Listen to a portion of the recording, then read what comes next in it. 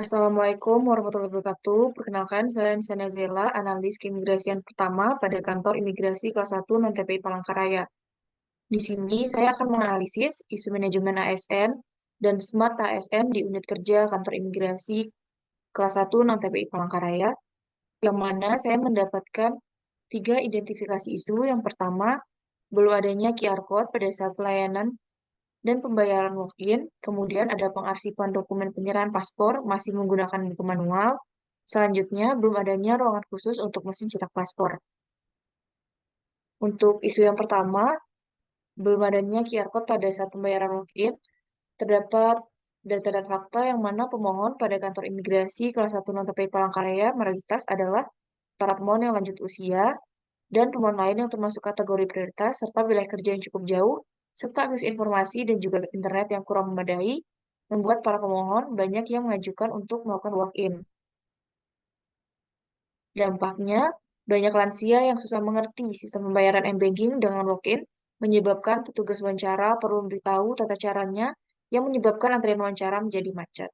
Apalagi di saat jam-jam sibuk pada antara pukul 9 sampai jam 11 pagi dengan loket yang terbatas. Berkaitannya pada agenda 3 ini adalah manajemen ASN, yang mana terdapat kemudahan dalam membantu proses permohonan paspor menjadi bentuk dari adanya komitmen dalam memberikan pelayanan yang prima demi kepuasan masyarakat dengan memahami dan memenuhi kebutuhan masyarakat. Hal ini ada pada kode etik dan kode perilaku ASN. Selanjutnya, Smart ASN dengan penerapan pelayanan yang berbasis literasi digital dengan mempermudah akses informasi bagi pemohon prioritas. Untuk isu yang kedua, yaitu pengarsipan dokumen penyerahan paspor masih menggunakan buku manual.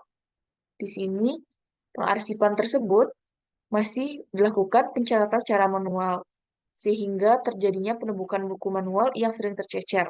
Hal ini menyebabkan kesulitan petugas dalam mencari data paspor yang sudah diserahkan, dan pada saat jadwal pengambilan di mana para pemohon harus menunggu antrian, dan pada saat pengisian data diri di loket penyerahan paspor. Dampaknya berkurangnya kepuasan masyarakat terhadap kinerja aparatur sipil negara, kemudian juga terdapat penumpukan buku pencatatan penyerahan paspor yang sudah terisi penuh. Keterkaitannya dengan agenda 3, yaitu manajemen SN, sehingga pelayanan pada seksi Yanverdok dapat mempermudah jika hal itu dapat dikerjakan lebih kondusif. Kemudian pada Smart ASN, penggunaan sistem pengarsipan yang baru akan memaksimalkan digital etik dan digital skill pada lingkup seksi Yanverdok. Untuk isu yang ketiga, belum adanya ruangan khusus untuk mesin cetak paspor, yang mana ruangan tersebut masih menyatu dengan ruang pengambilan paspor yang dilalui oleh banyak orang. Dampak yang terjadi dapat meningkatkan risiko adanya kehilangan paspor karena yang melihat dapat mengetahui letak paspor. Kemudian mudahnya pihak-pihak yang tidak bertanggung jawab meniru proses pembuatan paspor sehingga meningkatkan risiko paspor palsu. Untuk keterkaitannya sendiri dengan agenda 3, yaitu petugas dapat mengerjakan tugas dengan cermat dan disiplin. Hal tersebut terdapat pada kode etik ASN. Untuk penetapan isu prioritas sendiri, saya menggunakan metode USD, yang mana pada metode ini saya sudah memberikan peringkat pada tiga isu yang saya angkut, yang mana yang pada peringkat pertama terdapat belum adanya QR Code pada saat pembayaran walk-in, kemudian pengarsipan dokumen penyerahan paspor masih menggunakan buku manual, dan peringkat ketiga belum adanya ruangan khusus untuk mesin cetak paspor.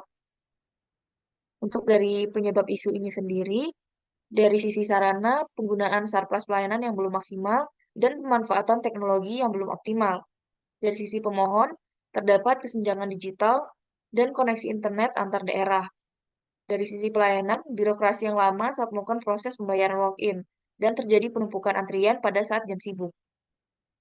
Pada sarana informasi, penyebaran informasi yang belum maksimal dikarenakan luas wilayah kerja.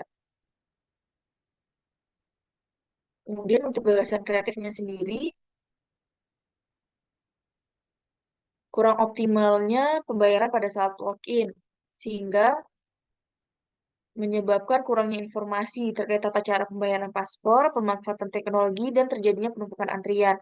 Untuk gagasan kreatifnya sendiri, dibuatkan atau dikeluarkannya QR Code tersebut atau digitalisasi proses pembayaran paspor melalui m-banking saat walk-in menggunakan QR Code. Untuk kegiatannya sendiri adalah membuat gambar alur, kemudian pembuatan QR Code, dan melakukan survei penempatan QR Code. Sekian dari saya tutup dengan wassalamualaikum warahmatullahi wabarakatuh.